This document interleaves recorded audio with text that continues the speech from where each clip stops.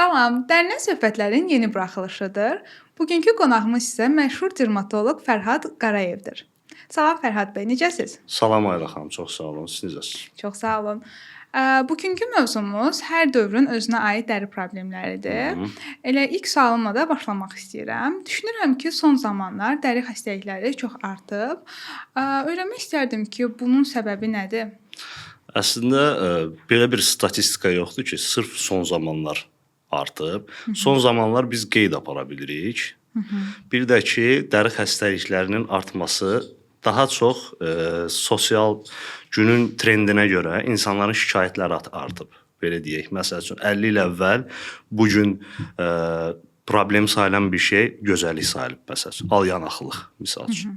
İndi razasiyada biz onu müalicə edirik, lazer müalicəsi edirik, dərman müalicəsi edirik. Amma vaxtilə bu bir gözəllik simvolu olubdu. Digər sahələrdə də var. Məsələn, çəkim məsələsi, dietologiya. Bu gün niyə dəbdədir? Sırf müasir trend, tirajlanan gözəllik trendi bizim sahəyə də təsir edir. Xüsusilə bu estetik sahə, görünən sahə. Sizin bədəninizdə bir səpki olsa, siz heç vaxt ağrımasa narahat eləməyəcək. Amma trend dəyişdikcə insanlar o, belə deyək, tirajlanan trendə uyğunlaşmağa çalışır və bu gün sırf bizim sahədə şikayətlərin artmağı dövrün, belə deyək də, gözəllik trendinin dəyişməsinə görə artıbdır. Sızanaqlar keçmişdə də var idi, indi də var. Digər dəri psoriaz olsun, digər dəmirovlar olsun, keçmişdə də var idi, indi də var idi. Sadəcə keçmişdə insanın, belə deyək, daha çox başqa qayğıları var idi deyə düşünürəm. Sırf Sovet dövrünü nəzərə alıramsa, bu kimi şeyləri ikincili sayırdılar. Adicə səpkini necə düşünürlər? Yeniyetmə dövründədir, bizdə də olub keçəcək. Məsələn, həmin insanlar yenə onun izlərin müalicəsi üçün bugün artıq müraciət edirlər. 50-60 yaşda. Amma onlar cavan vaxtı bu onları narahat eləmirdi. Çünki o dövrün trendi o deyildi. Doktor, sizcə müasir dövrdə ən çox rast gəlinən və artan dəri xəstəlikləri hansılardır? Müasir dövrdə artan. Bu sual bir növ bayaqki sualla da bağlıdır əslində. Bunun artma tendensiyasını mən 15 ildən çoxdur da dermatoloq kimi fəaliyyət göstərirəm. Son 15 il elə müasir dövrdür. Daha çox biz pasientlərin şikayətlərini bölgələrə görə dəyişdiyini hiss edirik. Məsələn, şəhər əhalisinin müraciətləri daha çox bayaq dediyim estetik məsələlərə görə olursa, mən bölgədə də işləmişəm, rezidenturamı bitirdikdən sonra bir 4-5 il Şamaxı rayonunda işləmişəm və o fərqi hiss eləyirdim. Həm orada işləyirdim, həm Bakıda. Bir dermatoloq üçün mənə də maraqlı idi, çünki daha geniş spektr, dermatologiya belə deyək, geniş sahədə 3000-ə yaxın xəstəlik var. Sırf Bakıda işləyən dermatoloq bəzi o belə deyək, xroniki xəstəliklər, bəzi Bakıda poliklinika səviyyəsində müalicə olunan xəstəliklərlə rastlaşmırlar. Xüsusilə belə deyək, daha məşhur, qəbulu daha baha olan həkimlər məsələn öz praktikalarında ayaq göbələkləri ilə və yaxud digər bu kimi şikayətlərlə az rastlaşır. Məsəl üçün, rayonda malqara saxlayan adamın dərisində olan göbələk xəstəliyinə şəhərdə yaşayan vətəndaş yoluxmur. Və avtomatik burada işləyən həkim onunla rastlaşmır. Amma mən hər iki şəhərdə, həm rayon bölgəsi, həm Bakıda işləməklə daha geniş spektrdə belə deyək, xəstəliklərlə rastlaşırdım. Daha çox bu sual belə deyək, müasir dövr yox, coğrafiya ilə bağlıdır. Və mən təcrübə keçdiyim ölkələrdə, məsələn Almaniyada da işləmişəm, Türkiyədə təcrübə keçmişəm. Məsələn, bölgəyə görə dəyişiklikləri görürdük. Türkiyə Aralıq dənizi sahilidir və ümumiyyətlə oranın genotipi, genofondu zəngindir. İlkin belə deyək, sivilizasiya, orada bir çox sivilizasiya üzərində sivilizasiya qurulub deyə, orada genofond zəngindir. Ora belə deyək, məxsus xəstəliklər var ki, burada biz rastlaşmırıq. Biz burada onu kitabda oxuyub 2 dəfə görürük, amma orada biz onu az qala skrininq, bütün pasientləri skrininq edirdik ki, bu var yoxsa yoxdur. Və yaxud əksinə, bizdə xəstəlik var idi ki, orada yox idi. Məsələn, Almaniyada mən işləyəndə bir pasient idi, onlar üçün maraqlı case idi. Bütün həkimləri yığmışdılar ki, bir tapmaza kimi, bu nədir? Fərhad doktor gəlib dərhal deyəndə hamı wow, amma wow deyil bu. Bizdə sadəcə o çoxdur xəstəlik. Coğrafiyaya özəl bir şeydir. Ona görə sırf dermatologiyada dövr arasında xəstəliklərdə bir dəyişiklik yoxdur, mən belə düşünürəm. Belə bir statistika varmı, yoxmu? Hansı xəstəliklərdə ola bilər? Məsəl üçün çiçək xəstəliyi var. Artıq bunun peyvəndlə nəsli kəsilib. Bu fərq var. Bizə hətta uşaq vaxtı vurulub onun peyvəndi. Artıq onun belə deyək, nəsli kəsilib. Nadir hallarda var. İndi müasir dövrdə təzədən çıxa bilər. Çünki bəzi valideynlər belə bir axın var, peyvəndə qarşı olanlar var.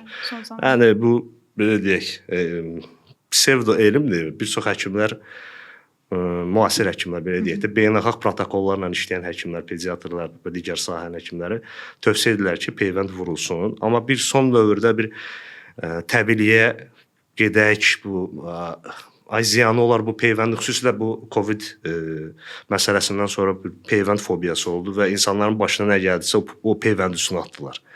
Az qala manatın düşməyinin də peyvənddən sonra olduğu aid edirlər bütün problemlərini. Halbuki bunlar təsadüfdür. Hamıya edilən bir şeydir. Bu edilməsəydi də sizdə bu şikayət olacaqdı. Hər şey ona bağlandı və son dövrdə belə bir axım var ki, uşaqlarını həkimdən gizlədənlər var ki, peyvənd eləməyə, aparmayaq. Bunun nəticələrini biz artıq o uşaqlar böyüyəndə görəcəyik. Məsələn, o peyvəndlərin hesabına bir çox bu ağır xəstəliklər kökü kəsilib, amma yenidən üzə çıxa bilər. Bu artıq bunu bir neçə ildən sonra biləcəyik. Yəni, bu kimi dövrü dəyişiklik əsasən budur. Amma daha çox dəyişiklik bölgəyə görə olur. Rayonda, şəhərdə, sənaye şəhərində bir cür, stres böyük şəhərlərdə, belə deyək də, megapolislərdə başqa bir şikayətlər və həmin şəhərdə yaşayan insanların standartlarına görə, tələblərinə görə müraciətləri də dəyişir. Bu formada. Doktor, bu xəstəliklər sizcə nəyə görə artar? Məsələn, stres dediniz, ekoloji problemlər dediniz. Başqa nələri bura daxil etmək olar? Buna nəyə aid eləmək olar? Köçləri də aid eləyərdim. İndi izah edəcəm niyə. Biz doğulduğumuz coğrafiyaya, belə deyək də, bir neçə nəsil buradayıqsa, oranın iqliminə bir uyğunlaşmamız var. Məsələn, rütubətli bölgə var, kontinental quru bölgə var, günəşli bölgə var, dağ yeri var və yaxud ildə belə deyək, ilin yarısı qaranlıq, ilin yarısı yüngül günəşli bölgələr var. Bu yerlərdə yaşayan insanların dərisi adaptasiya edir onunla. Həmin bölgəyə həm genotip olaraq, həm fenotip olaraq həmin bölgəyə adaptasiya edilmiş dəridir. Və onlar yer dəyişəndə onlarda şikayətlər başlayır. Bakıda rastlaşıram. Məsəl üçün, pasiyent var, Dubayda yaşayır neçə vaxtda, dəri öyrəşib oranın iqliminə. Gəlir Bakıya, dəniz səviyyəsindən biraz aşağıdır, rütubət artıb, deyir səptim. Və yaxud daha, belə deyək, rütubətli bölgədən gəlir buranın belə deyək, iqlimi nisbətən quru olduğu üçün onda atopik dermatit, dərinin belə deyək, quruluğu ilə müşahidə olunan xəstəliklər, qaşınmalar və yaxud digər bu kimi ekzema ola bilər. Məsələn, deyir, mən falan ölkədə yaşayırdım, orada da qış var. Mənim əlimdə heç bir problem yox idi. Gəldim bura, bu qış əlim qanadı, çatladı, nə günə düşdü. Dəri o iqlimə öyrəşmişdi. Bura hələ adaptasiya eləməyib. Belə olduqda da heç dermatoloqa müraciət edirlər. Adaptasiya dönəmində bir ona qulluq ya düzgün nəmləndirmə və yaxud çox yağlı dəridirsə, əksinə, yağlıq azaldan vasitələr təyin olunur ki, buna adaptasiya etsin. Eyni zamanda saç problemləri var, buna oxşar. Daha çox bax, bu iqlim məsələsində də ömür boyu bir şəhərdə yaşamış insan hansı ki, bu problemlə rastlaşmayıb, sadəcə köçməklə dərisində problem başlayır.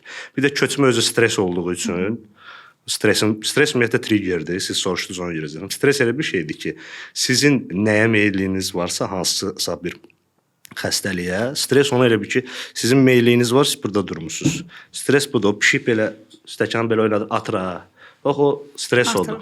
Kimisə mədəsi ağrıyır imtahan vaxtı məsələn. Mənim imtahanlarda mədəm ağrıyır demişə.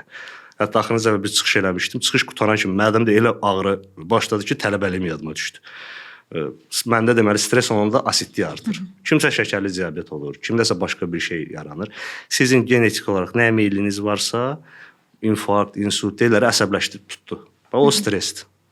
Stres də həmişə əsəb deyil, bu yorğunluqdur, yuxusuzluqdur, çox zehni fəaliyyət, fiziki fəaliyyət, bunlar hamısı. Bədən dekompensasiya vəziyyətinə gələndə o stresin nəticələri çıxır. Təbii, eyni qaydada dəri xəstəlikləri də tətiklənə bilir stresdən. Doktor, sizin bu söhbətinizdən belə nəticəyə gəlmək olar ki, bəzi nəfərlər deyirlər, bu ölkənin suyu mənə düşdü, havası düşdü. Yəni, deməli, bu düzgün olan bir şeydir. Bu, belə deyək də, ümumiyyətlə, suyu düşdü sözü, sonra indiki yeməklər sözü. Bunlar bilirsiniz necə bir şeydir? Bir növ, elə bilirəm, bütün SNQ-də var bu söhbət. İnsanlar bir şey baş verir, beynimiz onu nə-nəsə izah eləmək istəyir. Ən əl çatanı nədir? Nə dəyişib? Məsələn, yemək dəyişib tutalım da. İndi əvvəl əhalinin çox hissəsi rayonlarda yaşayırdı. Hətta şəhərə tələbə kimi gəlirdilər. Və hətta onlar rayondan yeməkləri də gəlirdi. Yəni, burada bugünkü kimi hamı girib marketdən alınırdı. Və sonra dövr dəyişdi, indi market hamı ora gedir. İndi düşünürlər ki, hə bax indiki yemək o deyil, yəqin ona görədir. Amma əslində Rusiyada bir o həm dietoloqdur, həm də əmtəşünasdır. Sırf qidanın keyfiyyəti ilə məşğul olan insandır. O belə bir maraqlı tədqiqatlar ortaya qoyur ki, bu gün marketlərdə satılan məhsullar Sovet vaxtı marketdə satılan məhsullarına qat-qat keyfiyyətlidir. Qat-qat. Adi süd belə. Yəni əti, südü, yağı. Çünki bu gün hər hansı bir məhsulu çıxardıb satmaq üçün o qədər kontrol sistemləri var ki, o qədər yoxlama, o qədər şərtlər var və bu daimi nəzarətdə saxlanılır. Monopoliya deyil. O vaxt hökumət nəsə eləyib, xalqa margarin yağı, belə deyək də, lor dildə desək, itələyib bunu özü örtbasdır eləyə bilərdi. Çünki onu yoxlayan başqa qurum yox idi. Bu gün bu mümkün deyil. Bu gün əksinə rahat olun ki, bugünkü marketdə satılan qidalar o vaxt marketdə satılanlardan keyfiyyətlidir. Bu mənim fikrim deyil. Bu sırf bu sahə ilə məşğul olan mütəxəssislərin fikridir. Fərq nədədir? Siz rayondan yeyirdiniz, özünüz o başqa. O dövr deyil. Həmin malqara bu gün də var. Yəni oradan yesəz eyni keyfiyyətdə qidalardır, amma marketə gəldikdə o Sovet vaxtı qastronom deyirlər də. Orada satılan məhsullar hansı ki fabriklərdə istehsal olunmuş satış üçün şəhərlərdə. Bugünkü məhsullar onlardan daha keyfiyyətlidir və bu keyfiyyət getdikcə də artır. Bunu hardan hiss edə bilərsiniz? Biz necə ki Avropa standartlarına uyğunlaşırıq. Mən 2015-də Almaniyada işləyəndə dükana girəndə bir çox fərqlər var idi. Alıcıya hər şey təqdim olunur. Məsəl üçün meyvə şirəsi yazılıb. 20% təbii şirə var burada. 1 evro. Burada 40%, 2 evro. Bax bu 100%dir. 10 evro. Yəni sən bilirsən ki, çox təbii istəyirsənsə, hamısının üstündə yazılıb. Biz məsələn hələ ona çatmamışıq. Bizdə hamısı 100%dir. 1-2 manatlı, 1-10 manatlı hamısı da 100%dir. Elə bir ki o market ona nəzarət hələ ki bizdə yoxdur. Olan kimi ona keçiləcək. Yumurtanın neçə növü var? Hamısı yazılır və daha şəffafdır. Biz onsuz da ora gedirik. 5-6 ilə bizdə deyil olacaq. Məsələn o yaşıl artıq bizdə açılıb da orqanik bölmələr. Məsələn, hamı bilir ki, burada hər şey bahadır. Amma təbiidir. Biraz bu gün təbii trendi var və o orqanik nə qədər keyfiyyətlidir, yəni nə qədər bizim orqanizmimizə ehtiyaclarını ödəmir, başqa mövzudur. Amma yəni artıq başlayıb da bu. Sovet vaxtı elə deyildi. Sən varlı olsan da həmin margarini yeyirsən, əgər rayondan gəlmirsən. Kasıb olsan da həmin margarini yeyirsən, əgər rayondan gəlmirsən. O vaxtda ən keyfiyyətli yeyənlər o qohumları rayonda olan adamlar idi, şəhərdə yaşayanlar deyirəm. Doktor, müşahidə edirik ki, yaşlı insanların dəri problemləri tamamilə fərqlidir, amma tutaq ki, mənim dəri problemim isə tamamilə fərqlidir. Mənim üçün maraqlıdır ki, hər yaşın öz dəri problemi var. Təbii ki. Məsəl üçün yeni doğulmuşlarda 1-2 aydan sonra bir çoxunda bir xəstəlik var, atopik dermatit, quruluqla bərabər əlaqədar yaranan bir şeydir. Dəri baryerin natamamlığı ilə. Çünki hələ gəncdir, gənc deyəndə körpədir. Hələ o dəri baryeri formalaşmayıb. Xüsusilə büküş yerlərdə quruluq, qaşınma olur. Niyə? Çünki bizim bütün dərimiz gözü görünməz lipid təbəqə ilə örtülüdür. O körpə uşaqda bütün bədəndə eyni səviyyədədir. Siz məktəbə yeniyetmə vaxtında görürsünüz ki, ay üzüm başladı yağlanmağa. Bu sizin hardasa 11, 12, 13 yaşınıza təsadüf edir. Amma 9-da yox idi. Görürsünüz ki, bu yaşda sizdə yeni problem yaranacaq, səpkilər başlayır. Niyə? Çünki siz yeniyetmə dövrünə girirsiniz, sizin androgen hormonlarınız artır. O hormonlar cinsi hormonlardır. Sizin birincili, ikincili seksual əlamətlərinizin formalaşmasında iştirak elədiyi kimi eyni zamanda pi vəzlərinə təsir edir. Və nəticədə yağlılıq artdı deyə sizdə artıq məsələn uşaqda o akne olmayacaq heç bir halda. Və hətta o dövrdə həmin o körpədə də dəri baryeri daha yaxşı örtüləcək. Ona görə o yaşdan sonra o xəstəlik qutarı bu başlayır. Və yaş artır. Qadınlarda klimaks olur, kişilərdə də antropoz olur. Və bu başlayır azalma. Orada quruluq, yeni məsələlər. Quruluq özü də qırışa bir növ səbəb olur. Məsələn, biz bəlkə də eşitmisiniz, yağlı dərili insanlar çox şikayət edəndə biz onlara ürək dirək vermək üçün deyirik, amma qırışınız gec olacaq. Bir növ təbii nəmləndiriciniz var kimi. Bir də yəni yaşda əsas bax bu dəridə bu baş verənlər və təbii ki, yaşlaşanda bu dəri yaşlanması əlamətləri başlayır. Kollagen parçalanır, sintezi azalır, bununla əlaqədar problemlər başlayır. Bu xüsusilə yaşlanma ilə bağlıdır. Sonra zamanla biz fotoradiasiyaya məruz qalırıq və bu elə bir prosesdir ki, biri var yanıq tutalım. Sizin kimsə dərisi yandı. Yandı, sağaldı, izi qaldı məsəl üçün. Və proses dayandı. Amma günəş radiasiyası elə deyil, kumulyativdir, yəni toplanır. Siz həyatı boyu günəşlənmənizin nəticəsini yaşayırsınız. Məsələn, keçən il günəşləndim, qışda günəşdən uzaq düşdümsə sıfıra qayıtdım, yox. Belə deyək də, o maşında probeşka deyirlər, probegi dala fırlanmır. Ütü yanığıdır, digər travmalarda dala fırlanır, amma günəşdə elə deyil. Nə qədər çox günəşlənsəz, o qədər tez qocalacaqsınız. Yəni bu toplanır. Bu silinmir. Sadəcə siz cavansınız, bu hiss olunmur. Amma kollagen orada parçalanır, sintezi azalır. Artıq o insanlar, kim ki dağda yaşayır, yəni günəşə daha yaxındır və yaxud günəşli bir yerdə işləyir və yaxud hərbiçidir. Mən ən çox bunu hərbiçilərdə müşahidə etmişəm. Hərbi xidmətdə olanda görürdüm ki, mən hərbi xidmətə həkimlər gec gedirdi. 26 yaşım var idi gedəndə.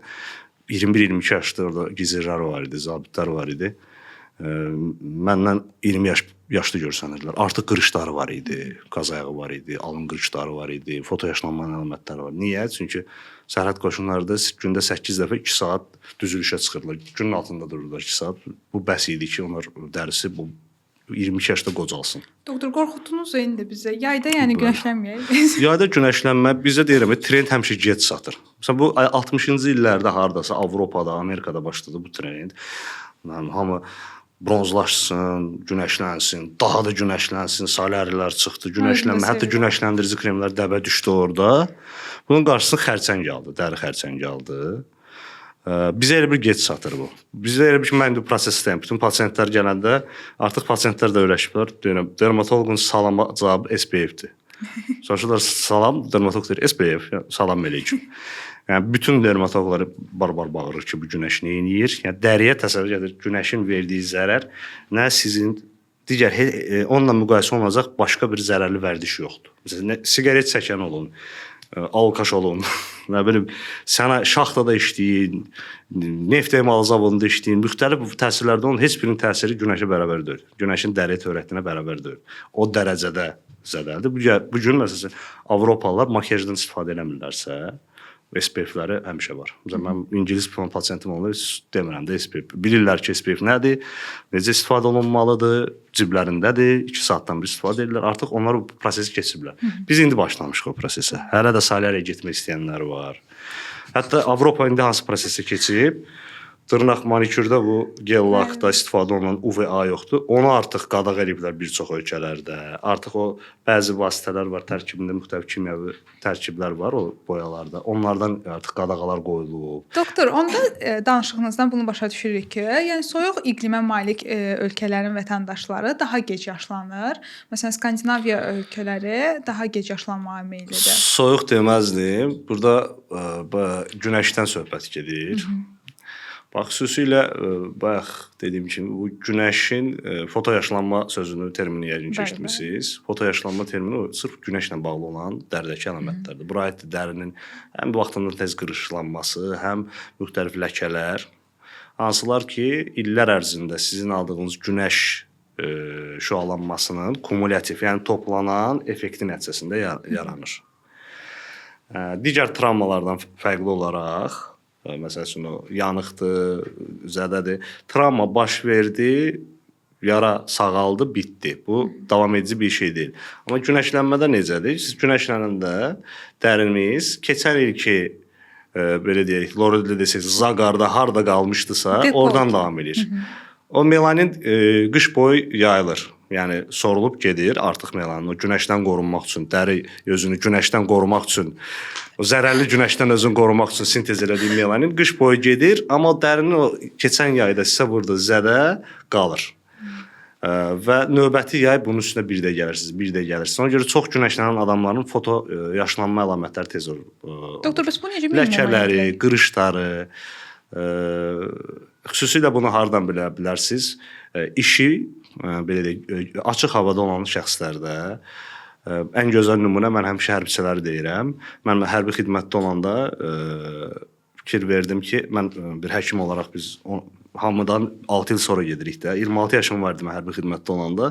Orada 21-22 yaşda zabit gizir var idi ki, məndən 15-20 yaş yaşlı görsənirdilər. Artıq qırışları var. Təsəvvür 22 yaşlı adamda qaz ayağı qırışı var.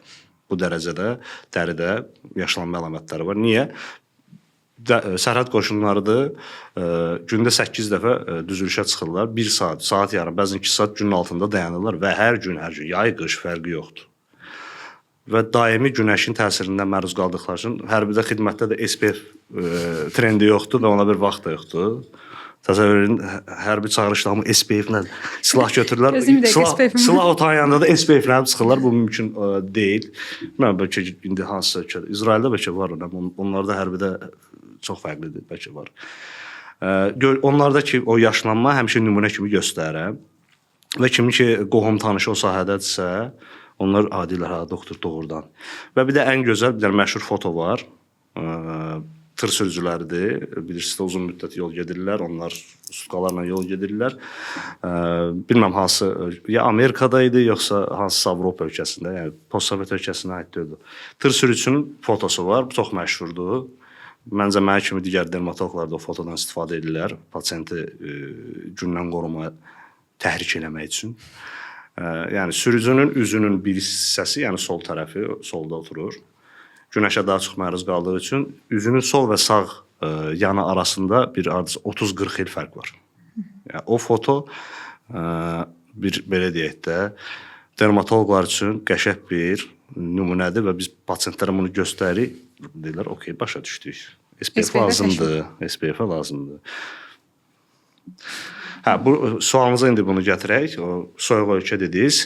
Yəni daha çox burada günəşin rolu olduğu üçün günəşə nə qədər yaxınıq, dağlıq bölgəyik, yoxsa aran bölgəsiyik, bunlar olur. İqlimdə də nədir? O bayaq dediyim kimi rütubət məsələsi, dəri quru olan, klimatı quru olan yerdə dərini daha çox nəmləndirmək lazımdır. Çünki dərinin bariyeri pozulur, digər xəstəliklər yaranır. Burada atopik dermatit ola bilər, peroral dermatit ola bilər, rozasiya kəskinləşə bilər, müxtəlif növ ekzemalar, yəni dərin quruluğu ilə əlaqədar olan xəstəliklər artır. O yerdə hardakı quru iqlim var.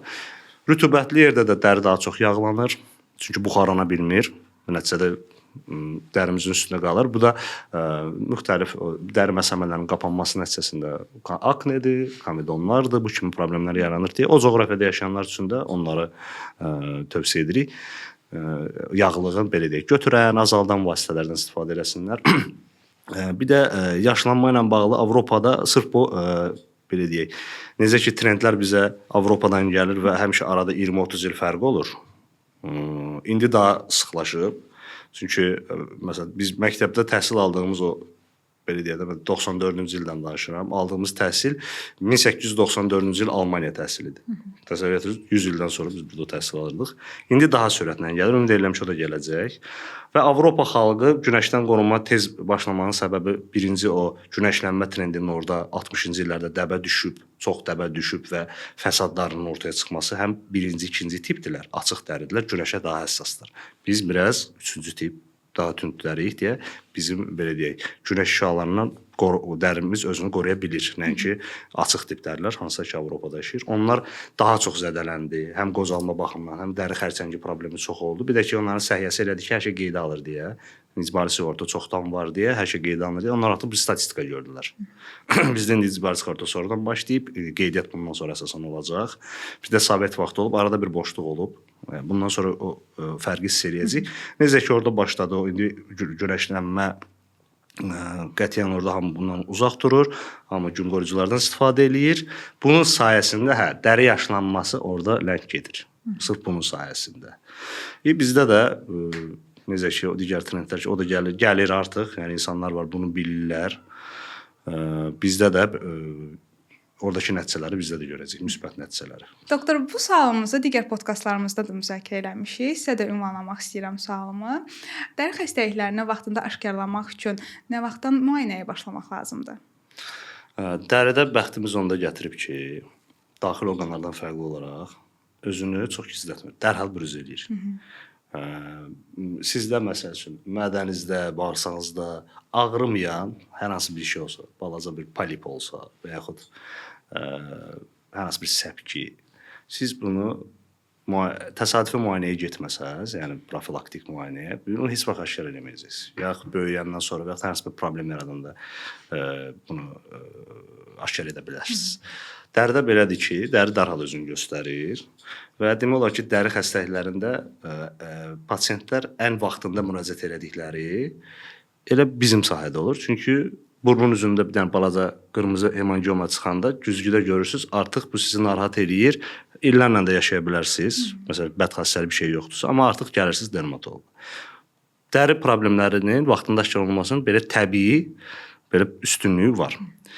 Hansı hallarda amma belə səhlənkar yanaşmamaq lazımdır? Bu xüsusilə xallarla bağlıdır bu məsələ. Yeni xal yarandısa, və yaxud xalın bir ölçüsündə dəyişiklik oldusa, və yaxud ümumiyyətlə hansısa xalınız lap körpəlikdən var, heç vaxt müayinə eləməmisinizsə, tövsiyə olunur ki, xalı müayinə eləyəsiniz. Bax, bir dənə o məsələdə xal yarandısa, təxirə salmayın, gedin dermatoloqa müraciət edin. Necə müəyyən edək ki, bizdə yəni yeni xal yaranıb və ya bu ümumiyyətlə xalınız varsa, mən 2015-də Yena klinikasında işləyəndə Almaniyada, orada insanlar screening kimi gəlirdilər. Məsələn, bizdə deyirlər belə, gedək bir dənə ümumi özümüzü yoxlatdıraq, bir dənə opşi qan analizi verim, görüm nə var, nə yox. Uzi eləyim bir. Orada da bax belə sırf dəri məsələsinə çox belə həssas yanaşırlar. 90 yaşda fərqi yoxdur, istənilən yaşda biz orada poliklinikada gün ərzində ən azı, əgər gün ərzində 25 pasiyent gəlirdisə bir həkimə, onun hardasa 4-ü 5-i müxtəlif yaş qruplarından pasiyentlər idi ki, sırf xallarını skrininq eləməyə gəlirdi. Xüsusi fotofinder cihazı var idi. Orada bütün bədən mapping edilirdi birinci dəfə gələndə. İkinci dəfə gələndə o müqayisə olunurdu. Yeni nə varsa bir-bir onun dermatoskopu ilə bir-bir hamısı yoxlanılırdı. İki şəkillə müqayisə olunurdu. Ay bunun ölçüsü dəyişib, bunun tündləşmə var, bu dəyişməyib. Bütün bu şeylər 6 aydan bir edilirdi orada. Rutin olaraq. Yəni və bunu da həkimlər onlara izah edib ki, bax, sırf xal məsələsində təxirə salmaq. Amma digər şikayətlər belədir ki, məsələn, sızanaqda mən misal çəkə bilərəm, o belə deyək, əvvəlki yanaşma nə idi? Yeniyetməlik vaxtda bizdə də keçib, yeniyetməliklədir, keçib gedəcək. O dövrdə belə deyək də gözəllik trendi indiki kimi deyildi və bu kompleks yaratmırdı. Çünki məktəbə gedirdinizsə, yeganə sızanaqlı siz deyildiniz. Bütün 7-ci sinif sızanaqlı idi məsəl üçün. İndi 6-cı sinifdə kimsə birinci başlayanda o biraz kompleks eləyə bilərdi. Amma ona deyirlər, narahat olma, 2-3 ay bütün sinif yoldaşlarına gəlib sənə qoşulacaq, özü tək hiss eləməyəcəksən. Burada problem nədir? Sızanaqlardan sonra izlər qalır. Halbuki bunu vaxtında müalicə eləsəydiniz, o izlər qalmayacaqdı. İzlərin də müalicəsi var. Amma daha vaxt aparır, daha bahadır. Niyə bunu preventiv müalicə eləməyək ki, heç izlərlə əlləşməyək? Amma bu yanaşma var. Məsəl üçün, digər xəstəliklərdə. Özündən sonra, belə deyək, dəridə iltihabi bir xəstəlikdə olanda, xüsusilə də görünən nahiyədə bizi ən çox insanlara, belə deyək, sosial həyatına təsir edən dəridəki səpkilər deyək, əl və üzdəkilərdir. Və hətta bir çox xəstəliklər var ki, onların müalicəsində ağırlıq dərəcəsi sırf orqanizmə təsirinə görə yox, sırf və şikayətlərinə görə yox, sırf yerləşmə yerinə görə hesablanır. Məsələn, psoriazda PASI sistemi var, psoriaz xəstəliyində, bizim dildə pulu dəmirovdur. Orada PASI şkalası cədvəli var, onunla xəstəliyin dərəcəsi müəyyənləşdirilir. Sizin bütün bədəninizdə xəritə boyda bir play olsa, aşağı dərəcə hesab olunur. Bir dənə burada play olsa, yuxarı dərəcə. Niyə? Bu sizin sosial həyatınızı məhv edir, daha çox stres verir, xəstəliyi hətta ağırlaşdırır. Nəinki köynəyin altında qalan hissə. Ona görə üzdə, əldə, məsələn, ziyildir, haradasa bir dənə ziyilimiz var, neçə illik özünüz də görməmisiniz. O sizi narahat eləmir, amma əlinizdə olacaqsa, hər dəfə məsələn bir iş yerindəsiz, müştərilərlə həmişə təmasdasınız və harasa gedirsiniz, hamı sizin əlinizə baxır, bu sizdə artıq kompleks yaradır və yaxud burada bir dənə prişik var, hamı ora baxır, artıq sizi narahat eləməyə başlayır, üstünə düşürsünüz. Bir çox insanlar da düşünür ki, bayaq dediyim məsələ, onlara da tövsiyə edirəm ki, bax, o hallarda da vaxtında müraciət etməyin faydası var və bu kimi başqa, belə deyək, dəri xəstəlikləri var ki, o qədər də narahat eləmir insanı, amma ən azı nə olduğunu bilmək üçün dermatoloqa müraciət edin. Bir də ki, artmaması üçün vaxtında üstünə düşülməsi rol oynayan, yəni təsəvvür 3000 dənə ortalama xəstəlik var, bunun hardasa bir 1/3-ni aid eləyərdim ki, vaxtında müraciət etməyə dəyər. Doktor bayaqları elə günəşin zərərlərindən danışdıq. Hal-hazırda texnologiya çox inkişaf eləyib. Hamımızın əlində hər hansısa bir texnoloji əşya var, telefon, notebook, hamımız buna məruz qalırıq. Bəs bunların bizim dərimizə təsiri necədir? Bunlarda deməli bir xəstəlik var, dəri xəstəliyi, ləkə ilə bağlı, dərdə ləkə olur, melazma xəstəliyi, çox həssasdır belə deyək də. Ultraviyolot şüanı hardan aldı? Dəri reaksiya verir. Yəni pigmentasiya prosesi başlayır. Və hətta beynəlxalq protokollarda var ki, melazmalı şəxslər deyirik ki, çölə çıxdınız 2 saatdan bir SPF, bunlar öz yerində LED televizorlar, iri ölçülü televizorlara baxanda belə filmə SPF çəkməyi tövsiyə edirik. Yəni film seyr edirlərsə birinci SPF-lərini çəkirlər, sonra otururlar. Evdə də Türk serialıdırsa elə kakras 2 saata qutarır, 2 saatdan sonra təzələsin. Yeniləməlidir. Belə. Bax sırf onlarda, amma belə problem yoxdursa, oradakı şüalanma o qədər də ciddi sayılmır. Sırf bu problemi olanlarda biz o tövsiyə edirik. Digər cihazlarda o manikürdə istifadə olunan UVA quruducu var. O da təsir göstərir. O insanlara mən həmişə tövsiyə edirəm ki, manikürə gedəndə ondan öncə SPF sürsünlər əllərinə. Çünki əldə də yaşlanma verir. Əl də bayaq dediyim kimi üz və əl. Bizim sosial həyatımıza təsir edən problemlər orada olduqda bizim sosial həyatımıza daha ciddi təsir. Ona görə üzü və əli də SPF-lə sürtmək lazımdır. Xüsusilə sükan arxasında varsa insan. Əllər rulun üstündədir, gün düşür. Və bir çox insanlar o vasitələrdən istifadə eləmirlər. Niyə görə? Deyirəm ki, biz həkimlər deyirik ki, çölə çıxdıqda istifadə edirik gün qoruyucunu. Onlar deyirlər ki, doktor, elə işdən çıxıram, gedirəm maşından evə və yaxud evdən çıxıram, gedirəm işə, qayıdıram. Heç gün görmürəm ki. Deyirəm, hə, probkada, tıxacda, günün altında nə edirsiniz? Ağacın altına verirsiniz maşınınızı. Saatlarla siz özünüzlə xəbəriniz olmadan günün altında qalmış olursunuz, əksinə. Piyada getsəz daha yaxşıdır, özünüz bir kölgəliklə gedə bilərsiniz, amma biz şosedədirsinizsə əksinə. Risklidir. Ona görə xüsusilə sükan arxasında olanlar deyirəm ki, sükan arxasında olduğunuz ərəfədə bir zəhmət istifadə edin. Həm əlləri də qoruyun, həm də üzünüzü qoruyun. Belə. Doktor, hamımızın keçdiyi bir period var, bu yeniyetməlik dövrü, hansı ki valideynlərimiz hər şeyi bağlayırdı telefona. Sənin üzündə səpki var, çünki telefon onu... Bütün gün telefondasan. Bəli, bütün gün telefondasan. Bizim vaxtımızda belə bir şey yox idi. Bunun həqiqətən telefonla əlaqəsi varmı? Bu bayaq misal çəkdiyim söhbətimizin əvvəlində yeni bir şey yayılır, hamı tərəfindən istifadə olunursa, köhnədə olan problemlər ona calanır. Bunun kimi bir şeydir və mən özüm rastlaşıram elə valideynlərlə, övladını gətirməmişdən qabaq deyir, doktor, olar bir dənə sizə bir söz deyim, girir otağa, doktor, ona deyin ki, telefonla çox oynamasın, yaxşı, deyin ki, çipsi yeməsin, qəlyana getməsin, o filan kəslərlə. Yəni, xəstəliyə adəti olmayan bir şey.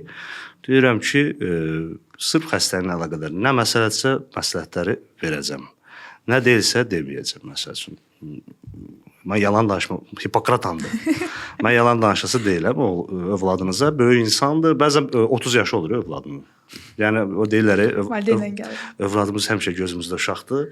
Yəni, elə olur, valideyn gəlir, uşağa denən belə, öncə telefondan danışırlar ki, uşağı gətirəcəm, bir də görüm uşaq gəlib. Uşağın uşağı da var. Bax, belə valideynlər olur. O daha çox valideynlərlə işləyirəm və çox o pasientlərlə söhbətimiz də belə xoş tonda gedir, məzəli olur, deyib gülürük. Elə olduqda daha çox valideyni razı salmaq lazımdır. Hətta bəzi, məsəl üçün, şikayətlər var, körpə uşaqdır, məsəl üçün, barmağında ziyil var. Dermatologlar da bilir ki, bu ziyil uşaqlarda xüsusilə yayğındır, immunitet formalaşana qədər 1 il, 2 il qalıb özü düşəcək. Bu, uşağın özünü heç narahat eləmir. Nə ağrıyır, nə bir şey, amma onun müalicə metodu ki, valideyni gətirib, çox ağrılıdır və çox travmatikdir və uşaq üçün illərlə belə bir həkim qorxusu yaradacaq bir şeydir. Yəni, dəyməz o halda. Daha çox konservativ müalicə tövsiyə edirik, müəyyən kremlər və s. Elə olduqda mən artıq bilirəm ki, mənim pasiyentim uşaq deyil, mamasıdır. Onda vaxt ayırıram, izah edirəm, 90% hallarda razı salıram. Çünki belə deyək də, güc informasiyadadır. Yanlış informasiya insanları yanlış qərarlara gətirdiyi kimi artıq o datanı verirəm ki, bax bunu götürsəz, təzə çıxıb da 2 həftədən sonra qayıdacaq. Daha da böyük ola bilər. Bu reallıqdır əslində. Və izah edirəm ki, bu necə ağrılı bir şeydir. İstəyirsiniz gəlin, deyir ki, edicin eləmirsiniz, deyir, bax sizdə də müəyyən xal var. Gəlin o ki, edicini sizə vurum, görüm siz nə hiss edirsiniz. İstəyirsiniz övladınız onu hiss eləsin. Çoxsu çünki bilmir axı. Deyirlər, a, ki, edici ilə edilir, amma o ki, edicinin o iynə hissəsi ağrıtmır. O ki, edici özü yandırıcı maddədir. Bunları izah elədikcə bir çox hallarda başa düşürəm ki, uşaqla yox, valideynlə işləmək lazımdır. Və yaxud yeniyetmə olur, gəlir belə maması ucu deyir, gəl mən deyəcəm. Şikayətini deyir, qız da otur belə. Mənlə belə dərdləşir. Mən nəsə deyir ki, hə də sənə demişdim də, problem yoxdur. Bir çox hallarda problem belə deyək, obyekt kimi pasiyent gətirilib, amma o deyil. Valideyn olur. O zaman da artıq mən izah edirəm. Valideynlə necə yanaşmaq lazımdır, yəni narahat olmağa dəyər, dəyməz. Necə ki, o bayaq dedici nə vaxt müraciət etmək lazımdır. Belə bivəz pasiyentlər kimi aşırı həssas, belə ciddi olmayan bir məsələ haqqında çox narahat olan insanlar olur. Onlarla da danışırıq ki, narahat olmayın, qorxulu bir şey yoxdur. Müəyyən şikayətiniz var, onu bu formalardan götürə bilərik, müəyyən tövsiyələr veririk.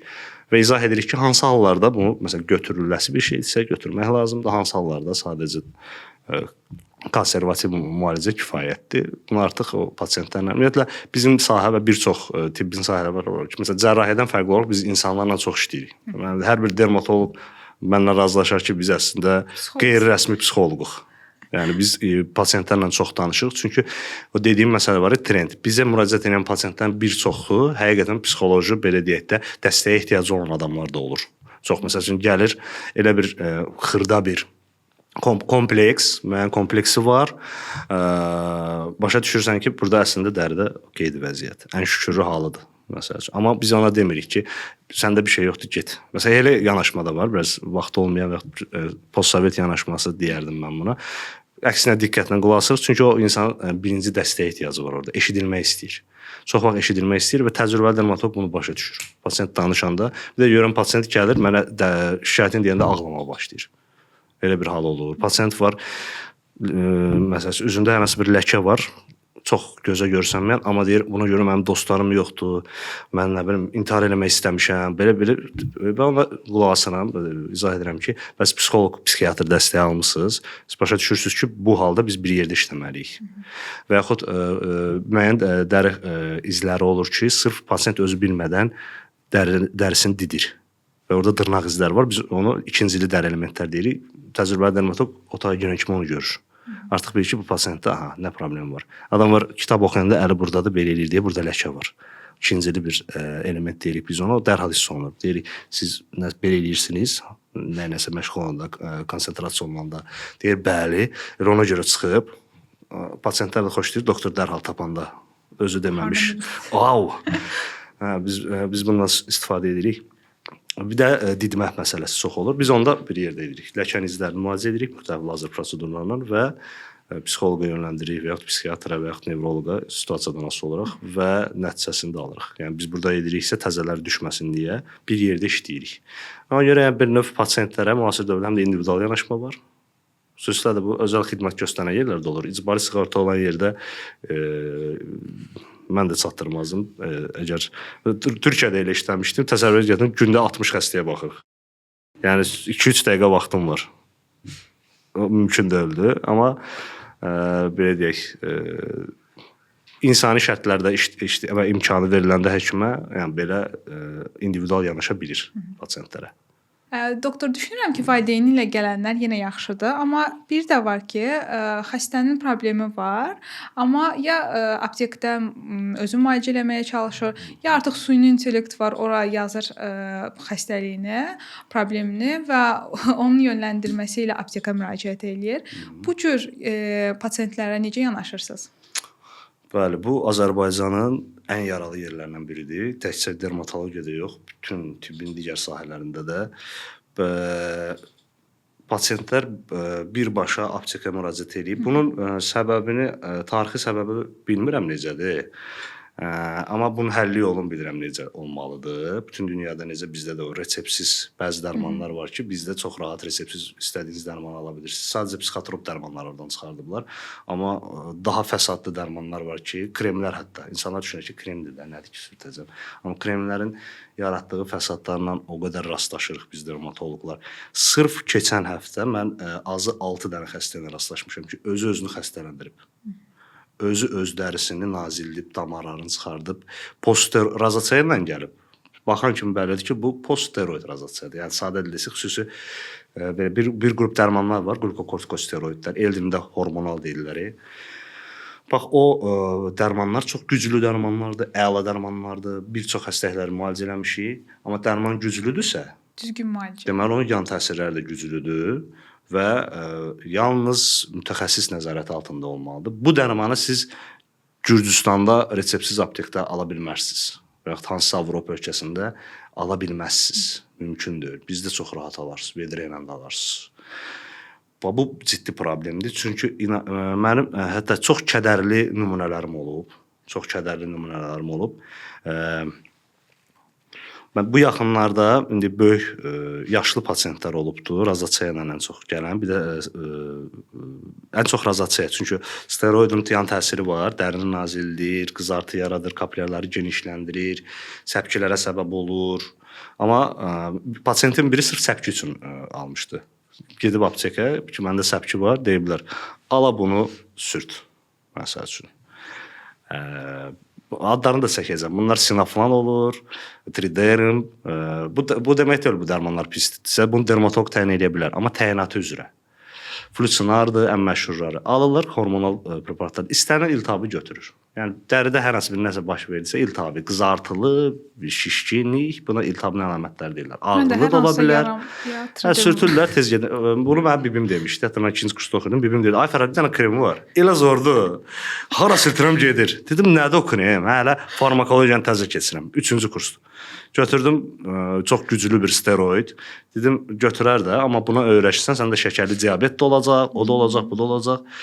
Yəni bu hormonaldır, nəinki dəriyə təsir eləyir. Sorulur, daxili orqanlara təsir eləyir. Körpə bu bayaq dediyim misallar, bir il işlədən var ki, artıq bir 30-40 yaşlı bir xanımlar idi əsasən. Mənim üçün ən kədərli misal bir 7 yaşında uşaq olmuşdu. Onu elə bir ki, öz anası özünə elədiyi pisliyi heç kəs həyatı boyu eləyə bilməz. Yəni bu İraq-İraqında hansısa müharibədə əsir düşsə, orada onu pislik eləyə bilməzlər ki, onu öz anası eləyib. Və anasına dəfələrlə dermatologlar deyib ki, bunu istifadə eləmir. Deyir, getmir axı. Ancaq bu eləyir, asılılıq yanadır. Uşaq o kremdən narkoman kimi asılıdır. Vay. Mən dedim ki, başqa çarəmiz yoxdur. Bu kremi kəsməliyik. Ondan asılılığı azaldan başqa bir krem var ki, hansı ki, o hormonal deyil, bunlar dildə desək. Eyni işi görür, amma ondan təsiri 20 dəfə azdır. Amma ona öyrəşib dəri. Birinci gün atası mənə zəng gəldi ki, uşaq özünü divardan divara vurur. Biz neyniyək?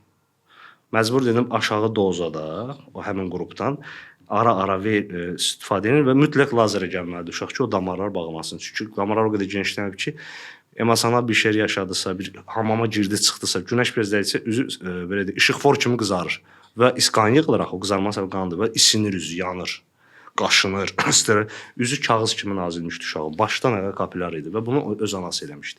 Fasiləsiz 2 il üzünə o bədən üçün daban üçün nəzərdə tutulan bir həftə istifadə oluna biləcək kremin mazı üzünə çəkir. Uşağı belə deyək də, əslində əlil eləmişdi. Öz uşağını əlil eləmişdi. Günah kimdədir? Ananın səhlənkarlığındadırmı? Müəyyən qədər hə, amma apteklərdə bunun satılmağı özü, reseptsiz satılmağı belə deyək, özü də böyük bir boşluqdur bizim sistemdə.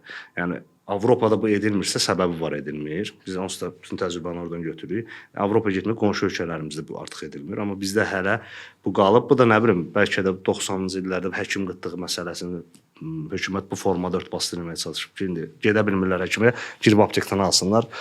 Özünüz də yəqin bilirsiniz, o dövrdə hər məhəllədə bir dənə medsestra var idi. Plankəs xala, təzyiq ölçən həmişə onda olur.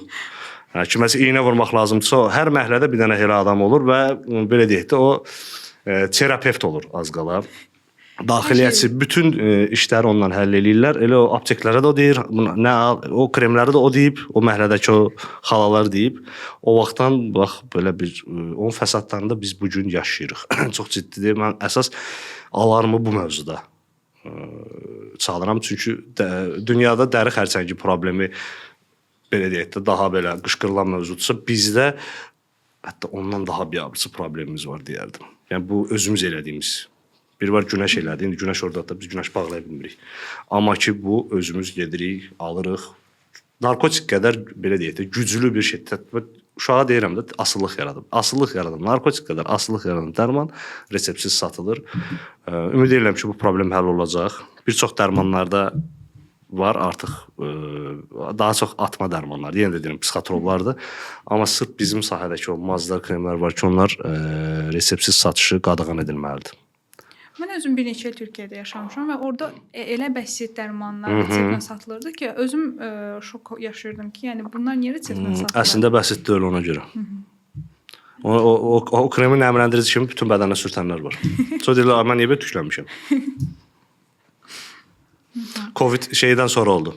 Coviddən sonra. Peyvənddən sonra oldu. Daha demir ki, bu kremi sürtmüşəm. Doktor, yenə keçən podkastlarımızdan bir sual vermək istəyirəm. Və sizcə xalq olaraq bizim genetikamızda hansı dəri xəstəliyinə meylliyimiz var? Hə, bizim meylimiz var. Hə, bu artıq maraqlı sualdır. Özəl deyil. Yəni belə Azərbaycan sərhədlərində kəsilən sırf Azərbaycanlılara aid özəl bir xəstəlik yoxdur. Coğrafi olaraq var, məsələn. Burada belə deyək,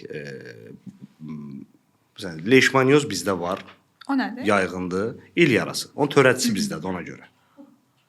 Onun törədicisi bizdədir deyə aran zonalarda bu rast gəlinir. Məsələn, o bayaq demişdim, Almaniyada bir pasiyent idi, turist idi, onda var idi. Məsələn, o tropik ölkədən gəlmişdi, orada olmuşdu. Biz burada çox görürük deyə bizim həkim dedi, bu xəstəlikdir. Bu daha çox coğrafidir, genetik deyil. Yəni bütün ölkəni götürsən buradan, ingilisləri gətirsən, onlarda olacaq o xəstəlik. Amma bu genetik sayılmır. Genetik özəllik var.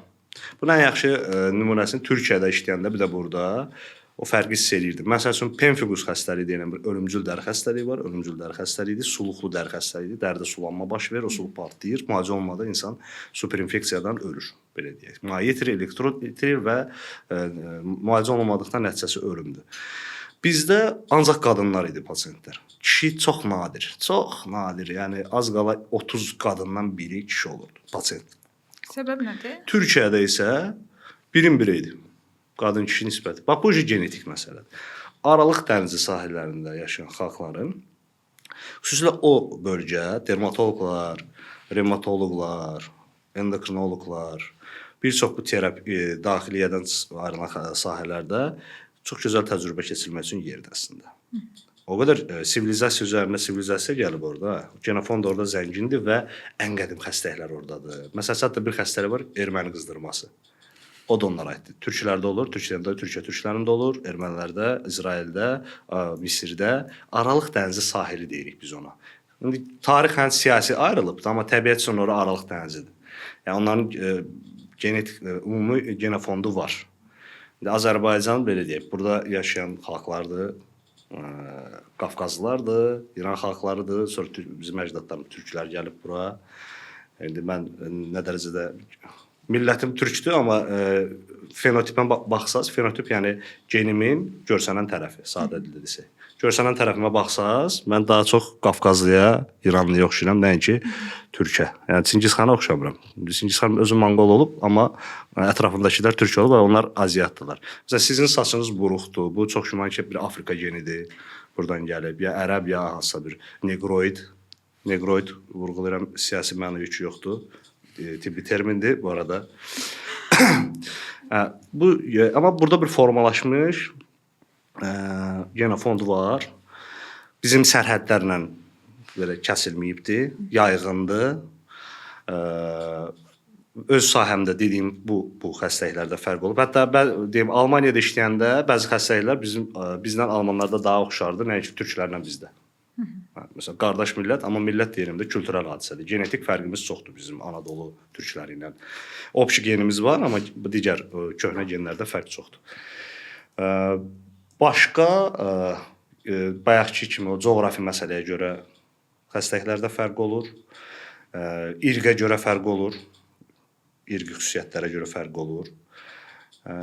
Bir də o dediyim kimi köhnə sivilizasiyaların olduğu yerlərdə də bir çox təbii ki, spesifik xəstəliklər var. Bir də qidalanma ilə bağlı o hansısa bölgədə müasir dövrdə şəhərləşmə gedir deyə aşağı-yuxarı bütün böyük şəhərlərdə qida rasionu yetərlidir. Yəni bir avitominozlar olmur. Amma məsələn Mərkəzi Afrikada hansısa bir eyni tipli qidalanma varsa, orada bir özəl ora spesifik dəri xəstəliklər o cümlədən dəri xəstəliyi də olur. Xüsusilə keçmiş dövrdə də belə deyək, Aziz Sovetin özündə və yaxud həmin dövrdə 50-100 il əvvəl dünyada belə deyək də insanlar indiki kimi rahat qidaya tapmırdılar. Bir xüsusilə şəhərlərdə bir qıtlıqlar olurdu, nəsə qidada nəsə çatışmırdı. Bununla əlaqədar xəstəliklər o cümlədən dəri xəstəlikləri də olurdu. Yəni coğrafiya, genetika, həmin dövrün belə deyək, rifahı, sosial rifahı, bunlar hamısı təsir edir xəstəliklərə. Bizdə də mənim özümün müşahidə etdiyim o fərqləri sizə dediyim ən çox hansı xəstəliklərdə var. Doktor, təcrübənizə əsasən belə bir sual da vermək istəyirəm ki, sizcə ən sağlam dəriyə sahib xalq hansıdır, yoxsa belə bir şey ümumiyyətlə mümkün deyil? Çətindir demək. Yox, buna heç bir xalq durub məncə deyə bilməz.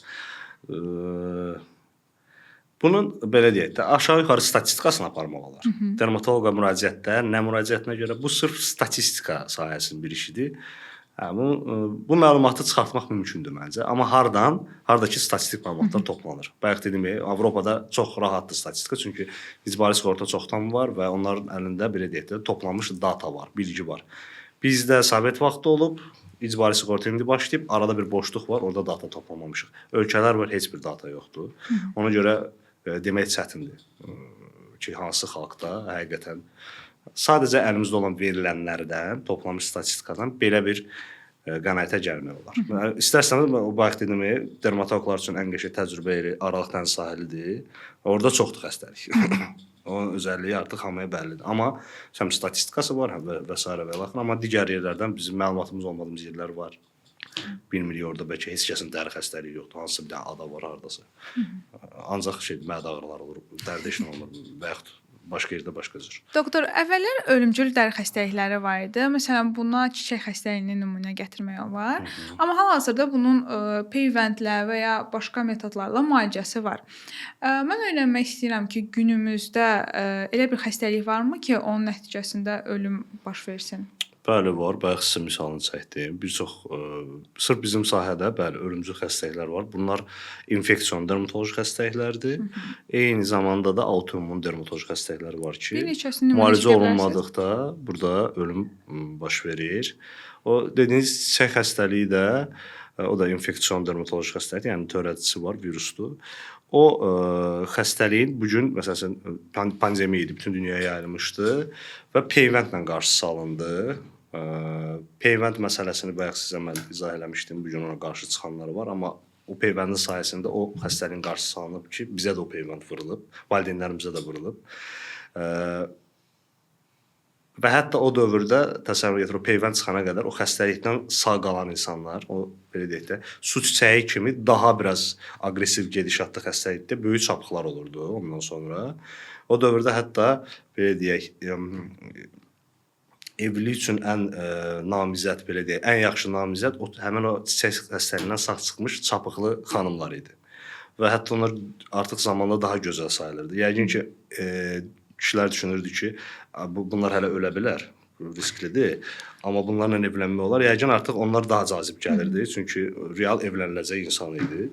Və o qadınları seçirdilər. Peyvənddən sonra, görürsünüz, trend deyirdim, o vaxtın da elə bir ki, təbii olaraq yaranmış bir gözəllik trendi çapıq idi. Yəqin kimsə ərə getmək istəyəndə yalançı çapıqlar da edilmiş, bilmirəm. Bunu kimi, məsələn, adicə bu digər sahədə, diyetologiyada, məsələn, Renesans dövrünün şəkillərinə baxırsınız. Bunu necə deyim ki, body shaming kimi olmasın. Biraz artıq çəkilir. Bu gün üçün artıq çəkilir, ha. Bu gün o artıq çəkildi. Bugünkü orta var, bugünkü orta. Yəni norma o vaxt üçün KX idi. Yəni ay bu uşaq hətta bu gün elə pasientlər də var. Xüsusilə mən o rayon bölgədə işləyəndə bir yox, dəfələrlə görmüşəm ki, analar gəlib qızı ilə ki, qız müasir standartlara uyğundur. Anası deyir ki, ay doktor buna bir iynədən zaddan yaz, bu cana gəlsin. Bu kim alacaq bunu? Qız da yenə o dediyim kimi, yəni o mamasının öz yadında qalan trend daxı ətli butlu olmalıdır. Bu da müasir trendə uyğunlaşıb ki, əksinə 90-60-90 olmalıdır və ona uyğundur. Anası da bunu istəyir. Birinci yox, hətta ikinci dərəcəli piyələndirməyə məruz qalsın ki, bu sağlam olsun. Bunu istəsinlər. Hə, bax, görürsə, hətta eyni dövrdə belə iki trend var. Yəni, trend belə yuxarıdan elə olmur da. Bütün dünyada gözəllik trendi budur. Yayılır yavaş-yavaş. Çiçək də, o dediyim kimi, o ölümcül xəstəlik, hətta görürsünüz, gözəllik trendinə o dövrdə təsir eləyib. Çox güman ki, o çəki məsələsi də qidalanma, rifah, bu adam yaxşı ailədə, elit ailənin qızıdırsa, bu əti, yağı həmişə yanındadır. Bu əti, yağı da buna baxanda bilinməlidir. Kim ki, arıq idi, bu, belə deyək də, kasıb ailə idi, fermer idi, nəsə, yəni, daha aşağı sosial zümrədən idi. Ona görə acıdır və ona görə arıqdır. Bu günün seks simvolları, modellər o vaxtın belə də yazıq, bəxti gətirməyib. Bu gün də, məsələn, gələcəkdə nə olacaq biz bilmirik. Bu belə deyək, gözəllik trendi bu formada dəyişir. Və dermatoloji xəstəliklərin buna təsiri var. Trendin dermatoloji problemlərin, bəzi dermatoloji halların problem kimi qəbul olunmağına təsiri var. Bayaq demişdim söhbətimin əvvəlində ki, bu həkimlərə müraciət ən çox nəyə görə olur? Bu trend dəyişdikcə o da olacaq. Doktor, belə bir sənədli film izləmişdim ki, çiçək xəstəliyinin müalicəsi üçün o vaxtlar çiçək xəstəliyinə yoluxmuş insanın irinini götürüb insana yeridirdilər və bu şəkildə xəstəliyi müalicə edirdilər. Bu digər xəstəliklər üçün də keçərlidirmi? Yəni digər xəstəlikləri də bu şəkildə müalicə etmək olurmu? Siz elə peyvəndin nə olduğunun haqqında danışırsınız. Sadəcə xəstə insanlardan ya təsadüf nəticəsində olub, ya düşünülmüş olub, irini götürürlər, orada onun törədicisinin müəyyən zülalı var. Sağlam insanlara vurulurdu ki, onlarda ona qarşı immunitet yarana bilsin. Yəni, bugünkü müasir peyvəndlərdə o prinsiplə, o şərtdə yox, yəni belə götürüb birini, onu sterilizə olunmuş şəkildə, daha belə deyək, daha sağlam formada həyata keçirirlər və bu müəyyən bir vaxt alır. Prinsip nədir? Həmin o xəstəliyin törədicisinin özünə siz yoluxmamış, aktiv fazasına ki, siz istənilən bir şey biz yoluxanda başlayır immunitet yaranmağa. Bəzi xəstəliklərdə immunitet çatdırır yaranmağa, bəzilərində yox və biz həlak oluruq. Onun zəifləmiş forması və yaxud onun heç belə deyək, törədici funksiyası qalmayıb, hansısa hüceyrəsinin qılafı, vizualı yeridilir bədənə, o bədən üçün yaddır və bədənə yad nə düşdüsə artıq bu barədə informasiya gedir bu immun sisteminə və başlayır ona antitellər yaratmağa, yəni anticismciklər onu parçalayacaq və bədən çatdırır, vaxtı olur, həm o belə deyək də, o peyvənddə istifadə olunan belə deyək, vasitə, peyvəndin özü xəstəliyi yaratmır. Xəstəlik haqqında elə bir informasiya verir. Ki, bu bundan ibarətdir. Bizdə artıq həqiqi xəstəliklə rastlaşana qədər bədənimizdə immunitet formalaşır. Bu gün bir çox ağır xəstəliklərin hansı ki müalicəsi yoxdur və yaxud ağırdır, hepatitlərdir, su çiçəyinin özündə belə peyvəndi var. Bir çox infeksion xəstəliklərin peyvəndi vurulur. Bu prinsiplə alınır, vurulur və onlar cürbəcür olur. Ömürlü peyvəndlər var və müəyyən müddət təsir göstərən. 10 ildən sonra yenilənməsi, ümumiyyətlə xaricə gedənlər bilər, bəzi ölkələrə gedəndə vurulur, tələb olunur. Məsələn, Amerikaya gedənlər səhv eləmirəmsə qrin kart almaq üçün hepatit C və digər infeksion xəstəliklərin peyvəndi təzə vurulubsa vurulmalıdır. 10 ildən artıq vurulubsa təzələnməlidir.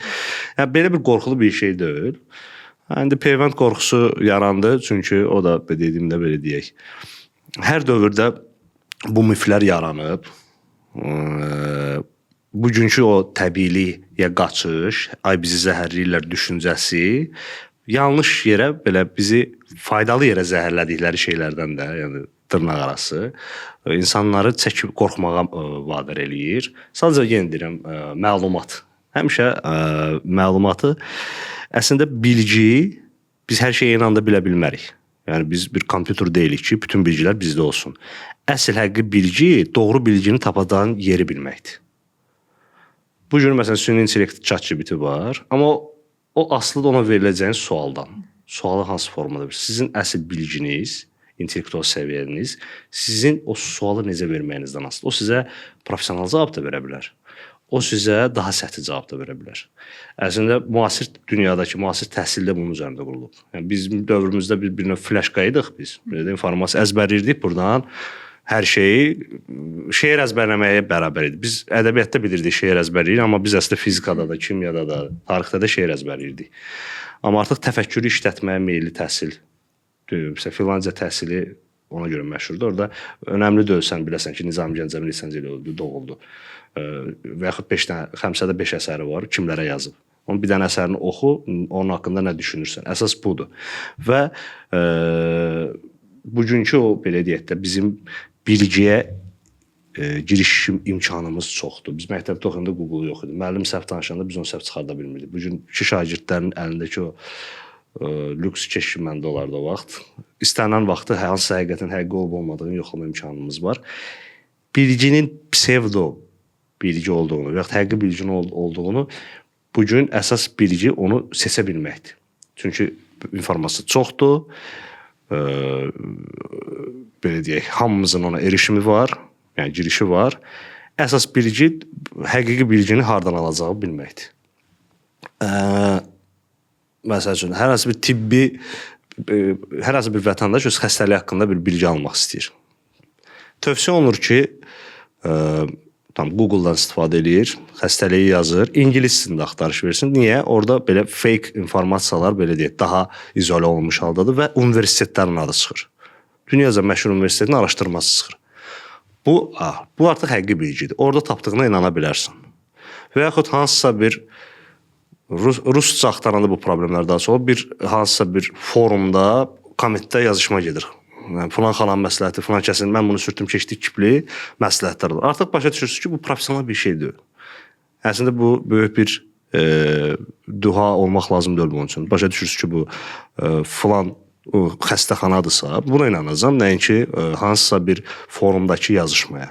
Bu ən sadə misalı. Bu kimi digər sahələrdə, bizim sahədə də kimsə bir xəstəliklə maraqlanmaq istəyirsə, bunu bacarmalıdır. İndi Google-da məqalə tapmaqdan başqa süni intellekt yaranıb, orada da biz sualları verib cavab tapırıq. Sualı düzgün vermək. Burada artıq biraz professionallıq lazımdır. Çünki o sintez edir məlumatı, toplayır, sintez edir məlumatı. Orada artıq bilgi lazımdır. Biz düşünürük ki, ChatGPT daha asan informasiyaya çatma imkanı verir. Bəli, amma artıq sizin məsuliyyətiniz artır. Siz Google-da məqalə axtaranda sadəcə 2 kəlmə yazmaqla mövcud məqalələr çıxırdı. O məqalələr artıq yazılıb. Savadlısını seçdiniz. Amma burada sizə süni intellekt nə yazacaq? O məsuliyyəti sizdədir. Sizin sualınız professional, akademik olmalıdır sualınız, professional olmalıdır ki, siz professional cavab alasınız.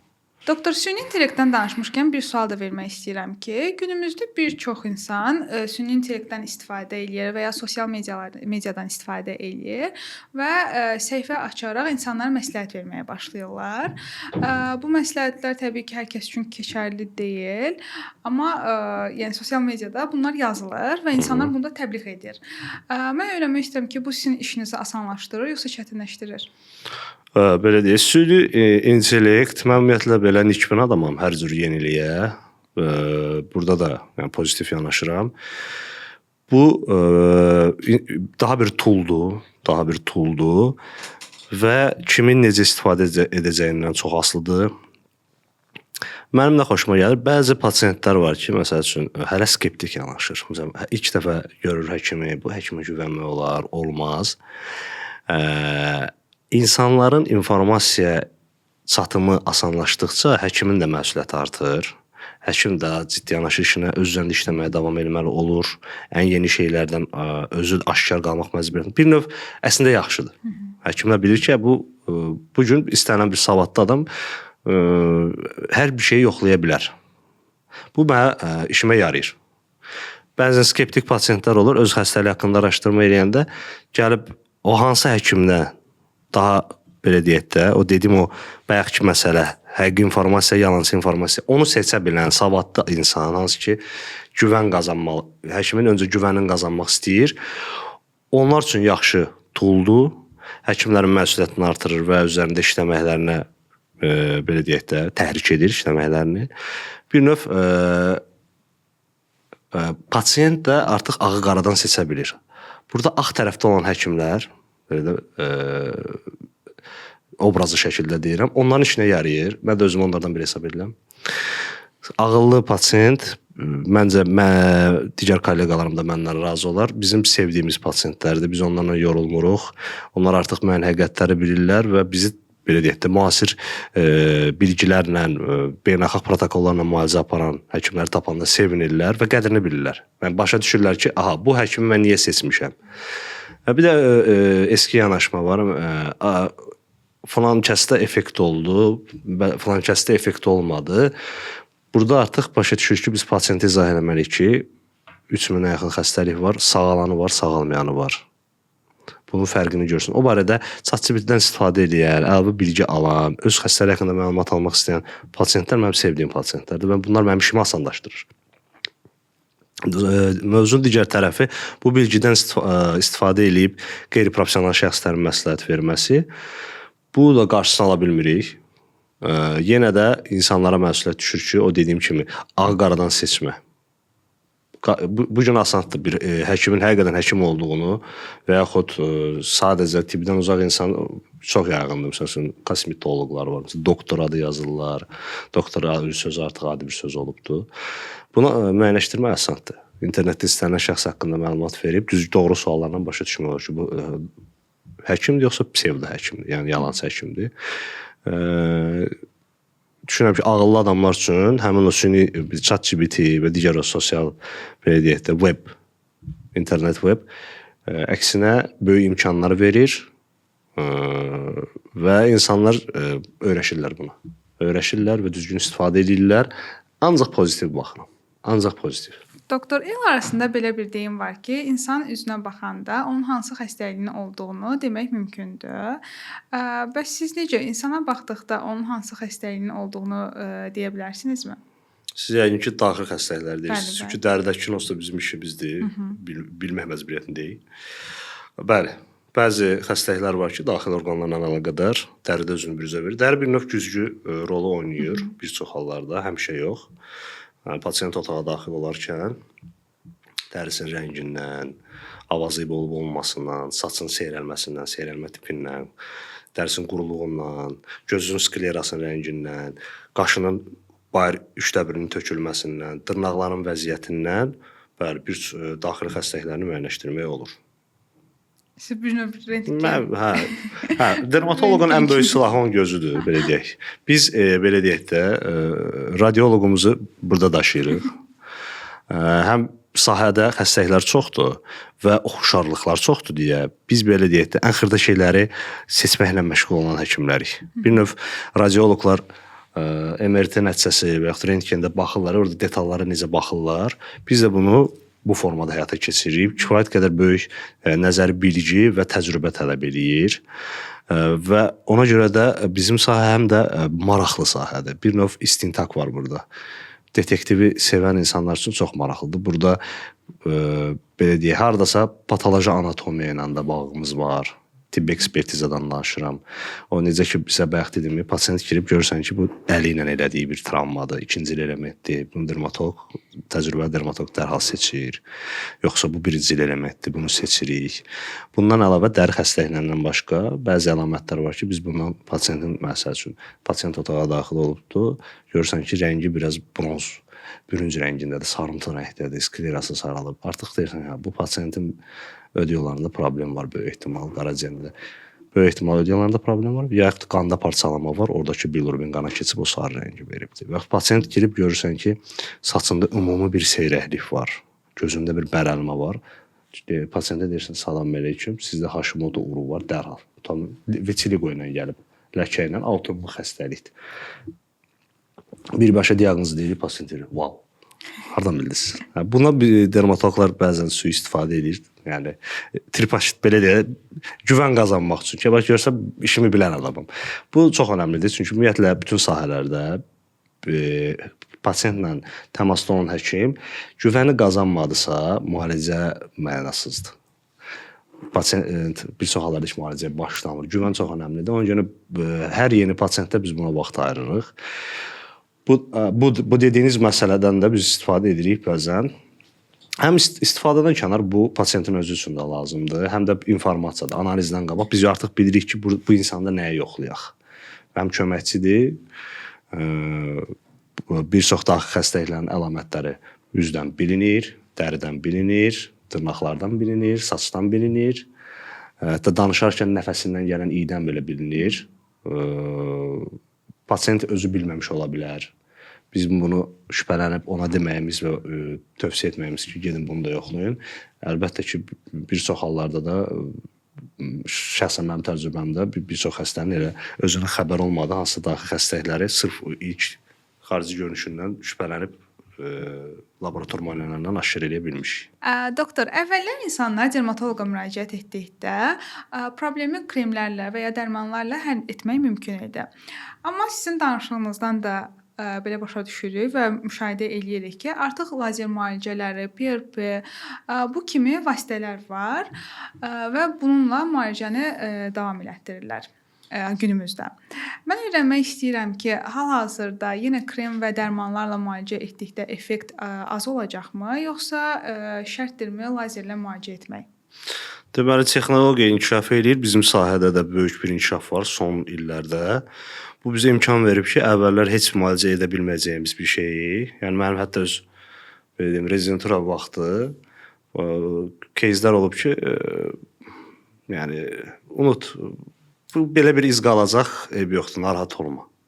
Yəni müalicəsi yox idi və insanlar sadəcə barışırdılar və hətta bu gün siz bilən mən bir dermatoloq olaraq ictimai yerdə, hardasa bir nəqliyyatda insanlar görürəm və baxıram, bilirəm ki, bunun müalicəsi var, amma hələ ki özünün xəbəri yoxdur. Amma qeyri-etik bir şey olar ki, mən yaxınlaşıb salam verəcəm, bunun müalicəsi var, gəlin müalicə edək. Təəssüf ki, o qeyri-etikliyi eləyə bilmərik. Təəssüf ki, çünki bəlkə də ona lazımdır. Amma artıq məsələn port wine stain deyək də, şərab ləkəsi, bu əvvəl yox idi müalicəsi, indi lazer cihazlarının sayəsində tam müalicə olunur. Və yaxud bir çox ləkələr var ki, əvvəl yox idi müalicəsi, son 15-20 ildir artıq var müalicəsi və insanlar var ki, axırıncı dəfə 15 il əvvəl həkimdə olublar, deyib yoxdur, onun xəbəri yoxdur ki, artıq o müalicəsi var. Bir çox belə ikincili və yaxud birincili dermatoloji xəstəliklər və yaxud hər hansı bir travma, dəri travmasının izləri var ki, bugün sırf o cihazların hesabına mümkündür. Və bəzi xəstəliklər var ki, onların məsələn kremlə müalicəsi aparılırdı, tam razasiyaya. Misal üzərindən danışım ki, lap aydın olsun. Razasiyanın dərman və krem müalicəsi var və sonra lazer müalicəsi başladı.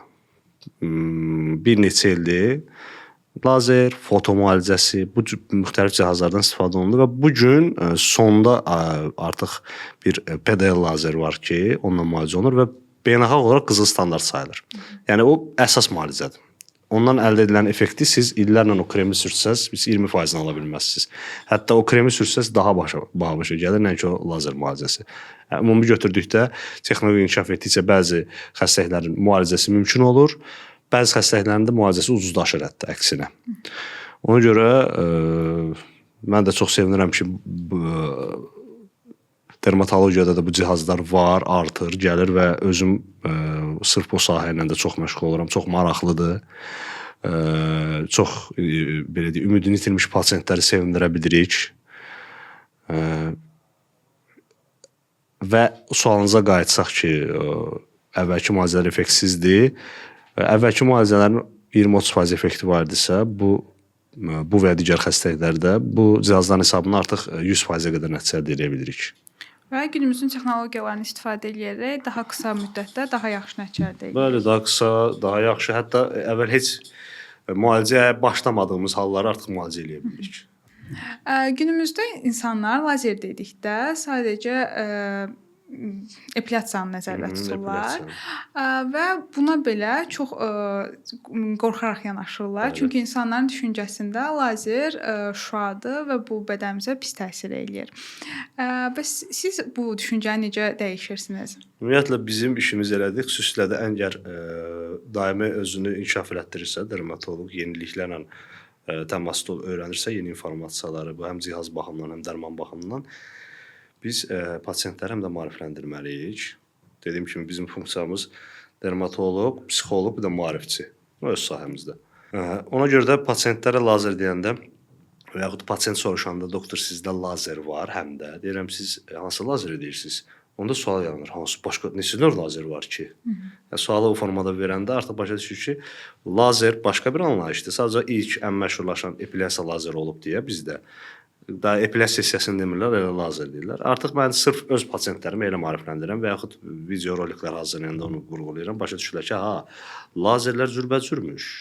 Epilyasiya üçün var, damar üçün var, ləkə üçün var, çapıq üçün var, sızanaq üçün var, o xəstəlik üçün var, foto var, işıq müalicəsi var, müxtəlif dəri xəstəliklərinin bu işıq müalicəsi ilə müalicə eləmək olur. Bilavasitə məndən öyrənənlər var və yaxud belə deyək, bilgili pasientlər var ki, özləri artıq başa düşürlər ki, bu lazer var, o lazer var. Bilməyənləri də bu formada. Hansı lazeri deyirsiniz? Siz yəqin lazer epilyasiyasını deyirsiniz. Belə eləyəndə başa düşür ki, bu fərqli bir şeylərdir.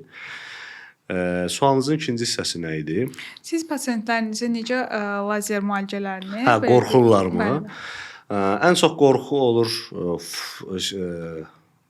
UVB terapiyasında bir şua kimi yanaşırlar. Biz deyirik bu işıq terapiyasıdır. Termini ümumiyyətlə işıq deyirik. Lazerlərdə də olur o. Bəs bu yaşda olarmı?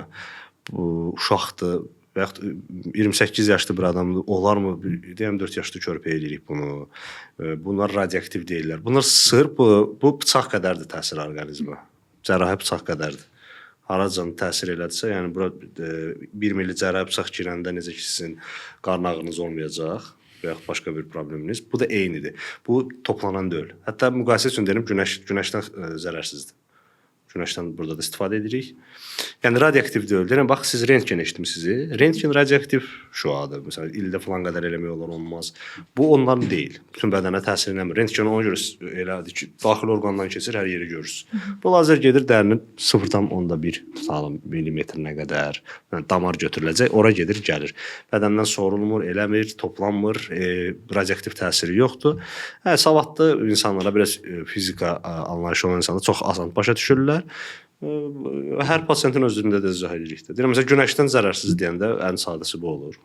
Ondan başa düşürlər ki, bu zərərsizdir. Və yaxud girir ki, ondan qabaq balaca uşaq eləmişik. Ağrısından narahat olar. Doktor, ağrılıdırmı? Ən çox lazer deyəndə ağrılıdırmı? Yəni, burada keydici olacaq. Onu da izah edirəm. Görürsünüz, sizə keydici vurmadım. Demək, ağrısızdır. Yəni, burada keydici hətta ehtiyacı yoxdur. Ağrıdan narahat olurlar. Hər hansı bir fəsad ola bilər. Bu şeylərdən narahat olurlar. Bunları da izah edirik. Eyni cihazdan başqa dərman müalicəsində də hər dəfə bunu izah edirik. Bəri başdan suallar yaranmamış. Yəni o yanaşma həm dərmana var bizdə. Yəni xarici problem odda kremə yoxdur. O bayaq dediyimiz steroid kremdir də. Sürtüb hər yeri nəmləndirici kimi. Bəzən o krem çox-çox zərər olur, nəinki o daxili atılan dərman.